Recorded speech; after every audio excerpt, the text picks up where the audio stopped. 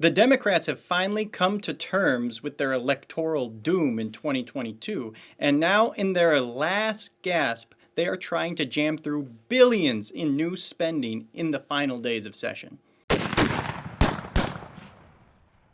Hello everyone, this is the Good, Bad, Ugly, and the Politics Podcast. I am Nolan West.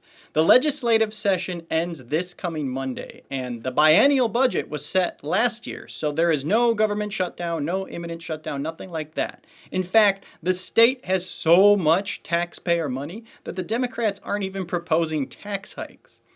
Although, that probably has something to do with the Republican Senate too. However, that won't stop Democrats from trying to spend every last taxpayer dime. They know their grip on power is coming to an end, so they're trying to ensure that there's no money left when the majority changes next year. And across the country, we are seeing Republicans with significantly higher voter enthusiasm across the board.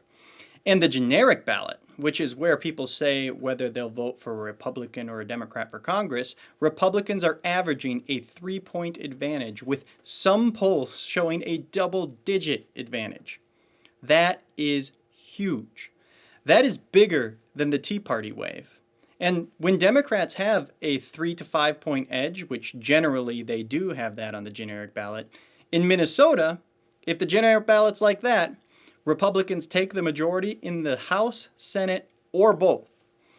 Democrats can finally see this massive red wave about to crush them.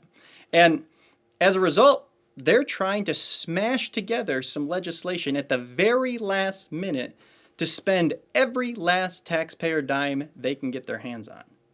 And if we see any sort of economic recession, as we are almost certainly to see within the next year, Minnesota could be in a deficit situation despite just having the largest surplus in state history by miles.